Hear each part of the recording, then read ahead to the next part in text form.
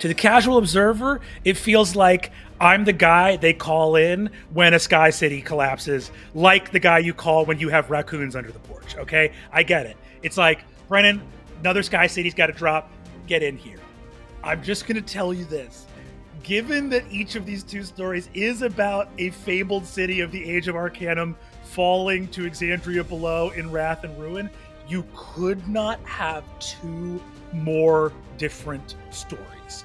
Welcome to the Character Sheet, comic book's official home for all things tabletop and fantasy. I am Christian Hoffer, and today I am joined by one of the names in tabletop RPG space, and specifically actual plays. I am joined by the one, the only Brennan Lee Mulligan. How are you doing today, sir? Oh my gosh, what an intro. I felt the drum roll. I felt the power of the drum roll, Christian. I'm feeling great. How are you doing?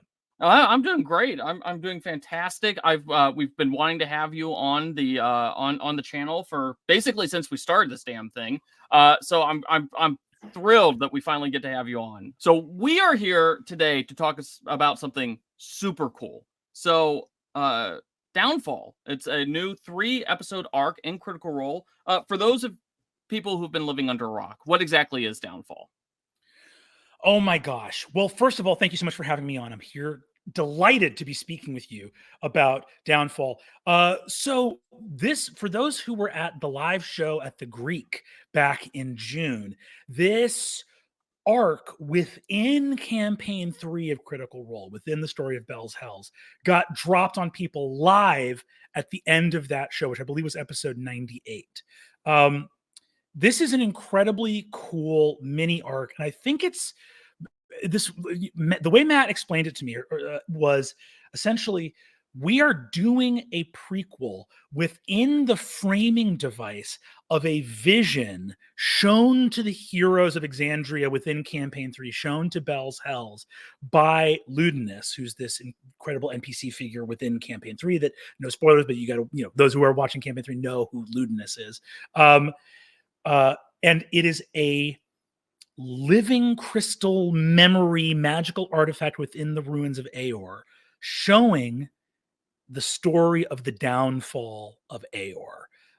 It is a really special 3-episode arc, both for existing within this context of, yes, it is a self-contained story, but really it is a self-contained story understood as this is what Bell's Hells is seeing within the bowels of the ruins of Aeor. And holy smokes, recording this 3 episodes, this was all recorded in a single week. It's one of the most intense role-playing experiences I've ever had. And I just hope folks are ready, because get ready for the wrath and the ruin and the fall of Aeor. Ay, ay, ay. So how long has Downfall been in the works? Because you covered the Calamity before with EXU Calamity. So when did you start working on Downfall and coming up with the ideas that were turned into Downfall? It's so funny. There was, as is so often the case, this idea came about totally organically at a lunch with Matt Mercer, which was specifically supposed to be a let's just hang, let's have a hang, we don't have to, but there's no world where, just who Matt is and who I am as a person, the thing we most love talking about is stories. And so in just shooting the shit, this idea percolated up, and I had, of course, EXU Calamity was such a gift and an honor to be able to tell that story and be in that place with those players. And so in talking, we were somehow Calamity came up, and it was like, the funny thing about EXU Calamity is that it's really about the Age of Arcanum, right? It's the last moments of the Age of Arcanum, because the Calamity begins in a specific moment in the history of Exandria. And it's about the beginning of that age, right? The end of the Age of Arcanum, the beginning of the Calamity.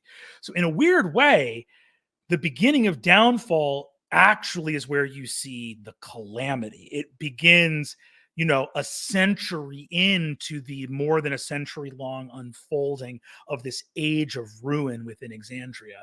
And the story basically came about talking about Matt's lore for this moment in history, because obviously we've seen a ton of Aeor, not only in campaign 3, but so much of campaign 2, our initial descent into Aeor, and the story of Aeor and the Malleus Factorum, or the Factorum Malleus, the sort of the weaponry that was created, Aeor rising up against the gods. It's a very, classic tale. And all we know about the downfall of Aeor is that, in the lore of Critical Role, is the prime deities and the betrayer gods, whose great war is the foundation of the Calamity, paused that war to lay low the city of Aeor, right?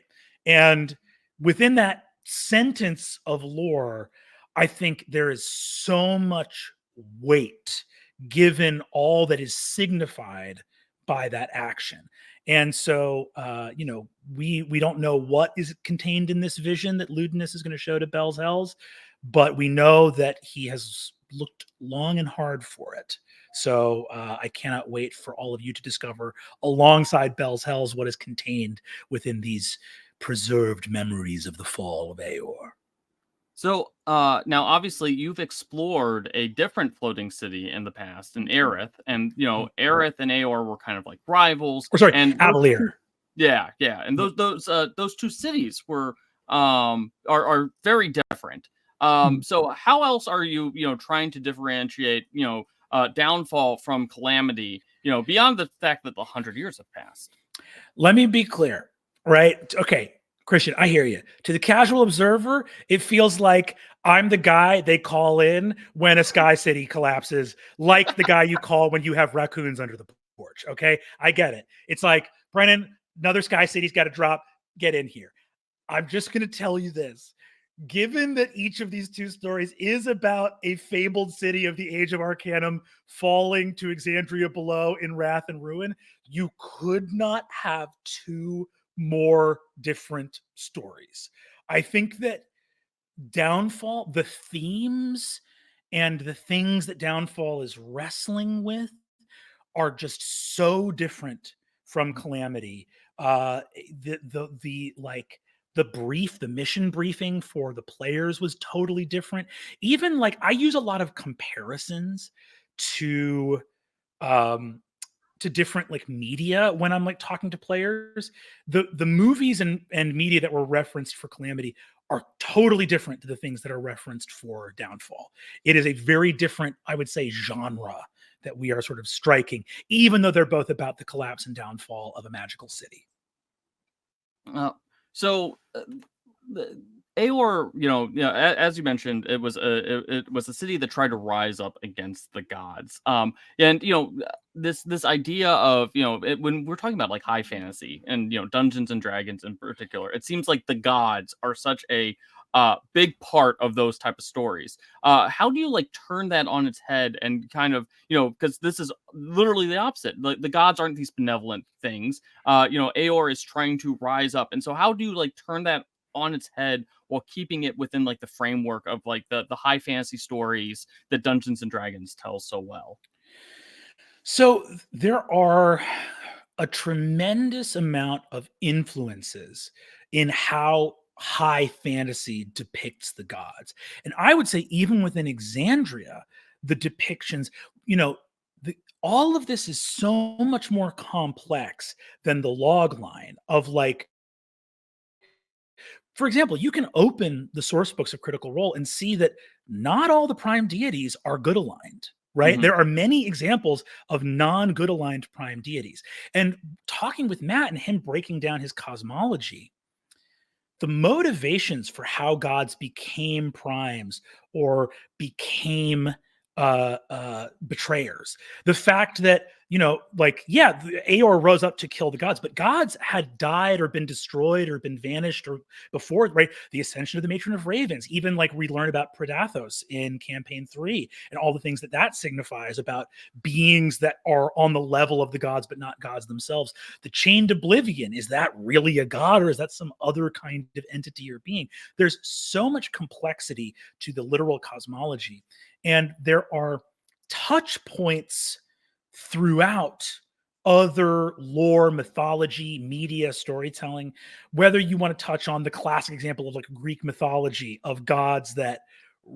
people say that like those gods are flawed like humans. In some ways, I think you read the Greek myths and you're like, I don't know, they're kind of the worst example of human. I think the average person probably has a moral leg up on the gods as depicted in Greek mythology. And then you look at foundational texts within high fantasy, like the Valar in Middle Earth, which are present, but also like Iluvatar is like impossibly distant within the like, for example, you never see a church to Iluvatar in the Shire, right? I don't think even like churches, like I don't think places of worship are even mentioned within the Shire, right? These hobbits are sort of content to smoke and party, and whatever relationship they have to the Valar is sort of quite distant. So sort of only elves and dwarves that are out here talking about what are like divinities in that realm. So with Exandria, I think you have this thing that really needs to be understood in its own context. And even though it has like the specific lore of the gods of Exandria down to the individuals like the Matron of Ravens and everything else like that, is very pointed and purposeful, I think. And so the Downfall shows, I think, a particular chapter that is a examination of something that I think can get glossed over if you read it in a history text. You read the prime deities and betrayer gods briefly called a truce in their war to lay low the city of Aeor. And I think what Downfall does is dig into what that means. Wow. Just one. Wow. That's an amazing answer. I kind of unrelated, but kind of related. Obviously, you are well versed in the lore of Exandria, and you seem to know Exandria and Matt Mercer's world like almost like the back of your hand. You are like, holy smokes, man. That's I feel a tremendous pressure and gratitude and honor of being able to play in Matt's world. So hearing you say that, it means a lot. There is a tremendous amount to honor. And so it's always I know that I'll never be able to get things 100% right, as even sometimes just the players at the main table occasionally will make a slip up or forget some detail. But my goal is always to live up to the beauty of that world building and of what Matt has created. So thank you for saying so. Well, and like, so how do you prepare for, when you sit, at the Critical Role table? Like, how do you prepare? Because Exandria has so much lore, it has so much stories. Like, what do you focus on? Do you focus on, obviously you have access to Matt, but do you focus on like the episodes? Do you focus on like the backstories? Like, what do you do to prepare for something like this? For this one, the first thing I pitched is I said, let me get a chef's hat and Danny Carr can ratatouille me and just be on my head under a chef's hat so I don't forget anything. And they struck that down. They said, no, we can't do that. And then I said, okay, I'd love as many conversations with Matt as I can get. And basically, it starts in a macro level of me kind of going, here's the story beats I'm thinking of. Here's what I'm thinking of the players and their perspective. And there's a lot of challenging components to it, especially because from the outset, you have a set number of episodes, right? So this is going to be a 3-episode arc. So how much can we do in 3 episodes? And you're always going to have those things where you go, okay, for time management purposes, we're going to have to move through, like, these things are going to get X amount of time on screen before we have to say goodbye to them and move on in order to do what we need to do in this time frame, right?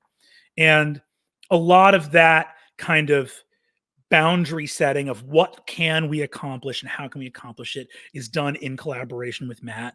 And then a lot of lore, a lot of like, and especially because, Matt will have these structures in place, but as you populate those structures with the detail work, with like the grit of the human element, right?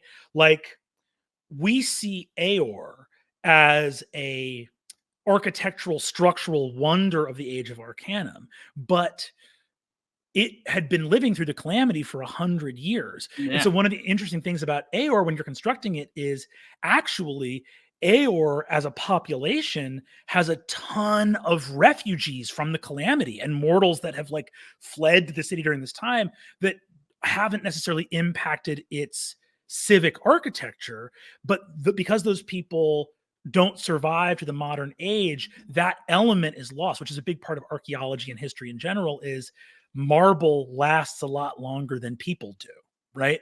And so you end up seeing these things that are large and civic, and other realities can be missed if they're just not recorded.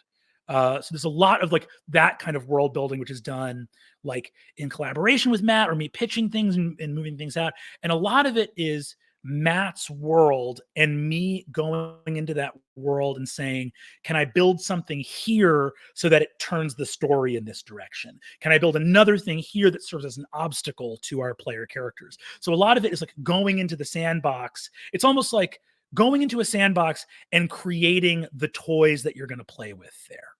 Okay. So I could listen to you talk about like the architecture of story building forever. But we did ask some of our readers, or some of our readers, active as like I'm a writer at a website. Some of our viewers to submit some questions. So I'm going to bring on producer Pete because he's been listening to this whole thing and has picked out some of the best questions that our viewers have asked. And I figured I'd just let Pete take it over from here. Yep. We've covered a lot of them, to be fair. Yeah. There were a lot of questions about like, will we see what happens in that 150-year period of the Calamity, which I think you've really well answered. Well, thank you. The number one question asked and there are a lot of questions, but number one with a bullet. And I'm sure we can't talk about the origins of her, but the other thing people want to know about Bolo specifically is, are we going to find out that everyone in Aeor speaks with Bolo's accent? I love it. You may hear some similar accents to Bolo. Some of that may not even be from Aeorians. Other versions also, I think you will see in Aeor that by the time, remember, 100+ years after the fall of Avalier, after Avalier's destruction, you will also see that by the time we get to this version of Aeor, it is a much more metropolitan place. Think about the destruction of the Age of Calamity and how many peoples would flee to wherever they could find safety. And think of Aeor. To me, when I was conceiving of like what Aeor would be, not on a structural, architectural, magical level, but on a sociological level, it's very much like think about like the last human city in the Matrix, right? Like it's like everything has gone to hell, and this is one of the last bastions of mortal magic clinging on to the might and power of the Age of Arcanum. So in a lot of ways, this is one of a handful of places that mortals have fled to. So there's a variety of voices and different characters, I think, throughout Aeor that would be demographically meaningfully different from who was living in Aeor at the height of the Age of Arcanum. Awesome. That's an amazing answer. And I think the second question we have, and I'm going to phrase this so it's not spoilery, because people kept on asking if we would see, the origins of FCG. But I think to make this a much less spoilery question, will we learn more about automatons and their function in Aeor? Like, because there's sort of this, people don't really know besides like the, how we saw them in Avalier. Like they don't know, like they apparently were somewhat different in Aeor. And will we learn more about the Aeorian automatons just as a whole? I will say that you can rest easy that we will be seeing Aeormatons within the city of Aeor. And I have to keep it that vague, but that's fine. I'll tell you this. I'll be dead in the cold earth before I miss a shot at seeing magic robots. Okay. I'm going to 10 out of 10 times. If you give me the shot, I'm taking it. I think another final viewer question before we jump into the lightning round. And it's a great one. And we've touched on it a little bit. And that is, when you were doing this, did you know the characters' backstories ahead of time and use that to kind of like weave the plot and the big set pieces of the story? Or did you come up with the plot and the set pieces of the story and then sort of fill it in with the character backstory afterwards when it comes to your players?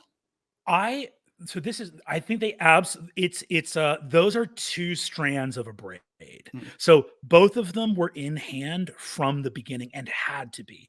Anytime you're doing a series this short, period, let alone a series this short that is set as a prequel and therefore has immutable world characteristics in it, right?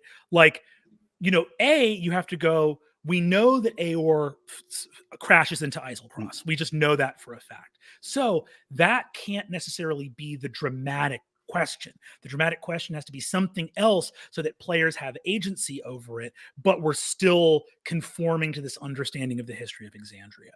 So I would say that from the outset, setting and therefore like plot and character and motivation were intricately weaved together and had to be, because we knew that we had to like land this plane in 3 episodes. That makes a ton of sense. That's perfect. And I think that's a great segue into our lightning round.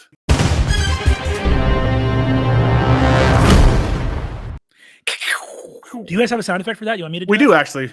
It's the sound it'll be playing right now, but it's Thor and Electro from Spider-Man at a game show podium crashing into the screen and then like a lightning bolt. Well, I mean, that sounds okay, but what about me going? I mean, I'll use that now. Yeah, can we incorporate that into all future lightning? Yeah, well, I've iced like his stream's recording by itself as well, so I'll just pull that audio now. That'll be the new thing. I'll replace the Deal or No Deal, that dun. I'll replace that with like the.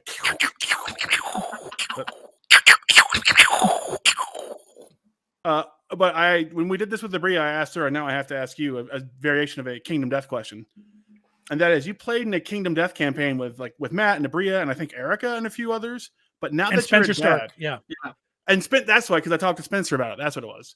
But now that you're a dad, how are you going to explain it when your child sees the Sun Eater for the first time? I'm not letting that game anywhere near my child. And fair call. I am a 36-year-old man, and I should not have been allowed to see the things I saw in Kingdom Death. I don't need to see a phoenix that controls time with a bunch of hands that pulls you into its butthole. I don't need that. Yeah. And in fact, no one needs that. Kingdom Death is one of the most fun games I've ever played, and I hope that the brilliant creators of that game get the help they so desperately need, because what the hell is going on? Poots is a genius and a sick man. I'm going to tell Poots that the next time I see him. He'll be at Gen Con. He will. All right, so that's the first real lightning round question. Here is another. This is a viewer question that we turned into one of these. It's a really good one. I just changed it up a little bit. And that's: in your first EXU Calamity series, you inflicted a lot of emotional damage with the magical ring that glows when lies are told. Why is your ring glowing, Dad? So without spoilers, on a scale of 1 to 10, where 1 is a TV show I like might not be renewed for a second season, and 10 is that scene from the Neverending Story where the horse gets pulled into the mud, and you're watching it while your parents tell you they're getting divorced, and then they're saying, actually, it is your fault. With that being the 10, how much emotional damage are we in for Downfall? I think that you have to take that axis, and if that's our Y, you need to create a Z axis for emotional damage that shoots out in another direction, because you're gonna there are moments in Downfall where I could feel my stomach wanting to like drop out of my body. There is I don't know if like there is a degree of horror of a kind of a type, and it's not like a xenomorph chasing you horror. There is a different kind of horror in this story that I hope people are prepared for, and it is wild. Oh my god! Amazing. I think that you just sold this, sold the show. There. Yeah, that's another one. I've got notes on like, here's a pull quote I'm going to use for the top of the interview, but now I have like 12 of them. But yeah.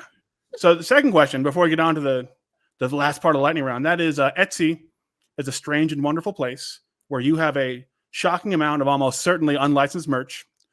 But can you tell me which of the following Brennan Lee Mulligan products on Etsy isn't real? And we made Bria do this. Siobhan did this. Allie did this. Every time we get a Dimension 20 player, we like to do it. First, the Brennan Lee Mulligan second place sticker, which features you holding a silver trophy in the number 2 with the words, "All that matters is you tried your best." Number 2, Brennan Lee Mulligan's Field Guide to Greater Sage Grouses, a shoddily made 20-page book full of pictures and factoids about the greater sage grouse that just has you on the cover. 3, a GM Snacks holographic sticker depicting a bowl of almonds and the words, "Some of us are pod people." Or 4, the Brennan Lee Mulligan The Eras Tour shirt, where all images of Taylor Swift have been replaced by photos of you. One of those 4 is fake. Which means 3 are real, which is alarming. Truly disturbing. I think the sage grouse is fake. It is fake. It's the only bird thing we had to put in here. We know you had a lot of bird stuff. I had to work in one. I just don't. The sticker thing blew my mind, though. The stickers, well, and really what that's about is it's not about which is the most alarming, because they're all equally alarming. It's just about merch, which is, if you're out here doing unlicensed merch, you're not printing a sage grouse manual. The shipping, it's the printing, the binding. Just that's true. Slap something on a little saint's candle and call it a day. You know what I mean? Like that's what you're trying to move. Oh yeah, there is a Brennan Lee Mulligan votive saints candle, but I know. I know somebody who owns one of those. I think you are I think we've done this to almost all the Critical Role cast and half the Dimension 20 cast. I think you're the first one that got it. So let's go back in that first place. Get that second place sticker out of here. I know, merch, baby. The last one is as we mentioned before. You've always joked that you've got an apartment where you hide your swords from Izzy. So we're going to end with a game of, as my dog gets very upset at someone going to the door. We're going to end with a lightning round game of Magical Sword or Mid-Sized Sedan. Great. You just have to tell me which of the following names are a magical sword or the name of a car. Great. And we're going to start out with the Defender. The Defender. I'm going to say the Defender is a sword. It is both a sword and a car. We gave you a free one off the top. Dodge, Defender, and the Defender from Magic. Great. Hovid. Hovid? I'll say a car. It is the sword that Heimdall wields as he guards the Bifrost. Damn shit. Mighty Boy. Car? It is a weird Suzuki hatchback. Really? Called the Suzuki Mighty Boy. Power Star. Sword. The sword from the Black Star cartoon series. Yeah. Elvis. A person. It is a person, but it's also the name of either a sword or a car. I'll say it's a car. It is the sword that Jin uses in Samurai Showdown. Copy that. Galatine. Galatine is a sci-fi workout supplement. Galatine, I'll say Galatine is a sword. It is. It's Sir Gawain's sword. Yeah. He's my favorite knight of the Round Table. Galatine, thank you. Great. This way. When he didn't get Excalibur, they gave him a little, here's your backup prize sword. There you go. Celerio. Celerio is a car. It is a Suzuki minivan. Yep. Yeah. Chrysor. Suzuki's. Chrysor? That is someone trying to say Chrysler as they're falling asleep. It does. It does sound like that. And it is also Sir Artigal's sword in the Fairy Queen poem. Lovely. All right. We're halfway there. When you're on a great pace. You're doing really well in these. Junkyard Dog Mark III. Car. It is Saul Bad Guy's sword from Guilty Gear. Just Cool. the funniest sword name I've ever seen. Incredible. But speaking of funny names, Titan Dump. Sword. A Mazda commercial dump truck. They didn't name dump truck. Yeah. Okay. Yeah. Clear. Okay. Copy. Monado. Car. It sounds like a car. It's all of the magical swords from Xenoblade, the video game. God damn it. Ascalon. That's a sword. It is. It's St. George's dragon slaying sword. Yep. Yes. Rebellion. Car. It's Dante's Claymore from Devil May Cry. Damn it. One of maybe my favorite, even though it's not Wingle. It's a car. Pokemon. It's a pickup made by the Chinese Great Wall Motor Company. The Wingle. The Wingle. Dictator. Let's call it a sword. It does have big, like, Terminus Est vibes, but it's actually a Studebaker that was so badly received, they immediately changed its name to Commander.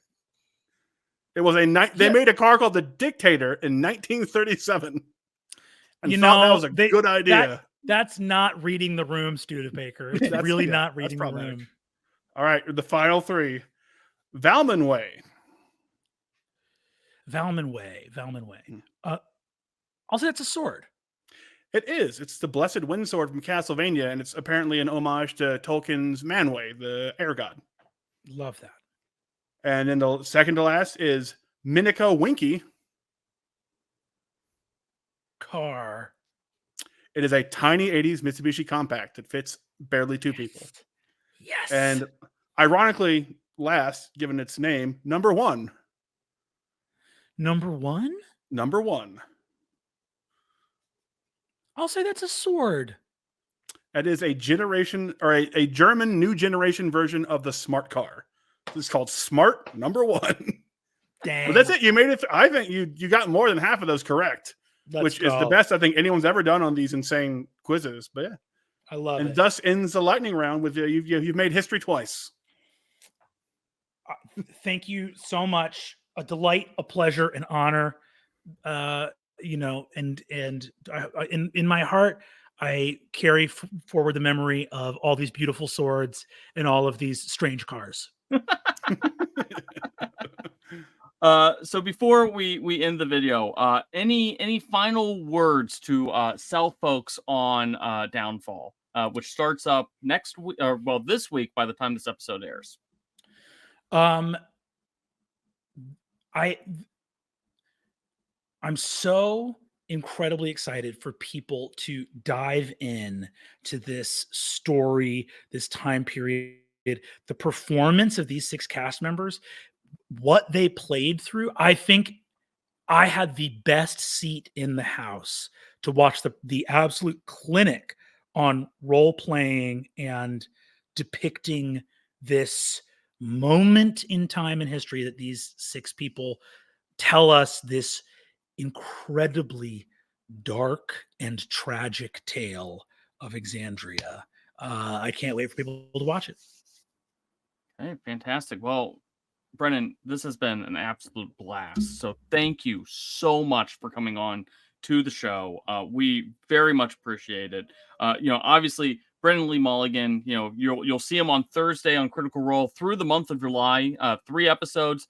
These are can't miss episodes, and you don't need to know anything about Campaign 3 to dive into this. This is a standalone arc, so you can just dive in and enjoy the story. I know that we are, and I know Critical Role fans are. Also, you can find Brennan Lee Mulligan in a lot of places. He's the DM of Worlds Beyond Number. He's the DM of Dimension 20, which currently has a season going on. He appears on a lot of Dropout programming, which is all fantastic. So find Brennan there. You can follow the show on D&D Sheet on the app formerly known as Twitter. You can follow me at Seahoffer Cbus. Be sure to do the liking and the subscribing, and that's all we have for you today. Thank you. Woo!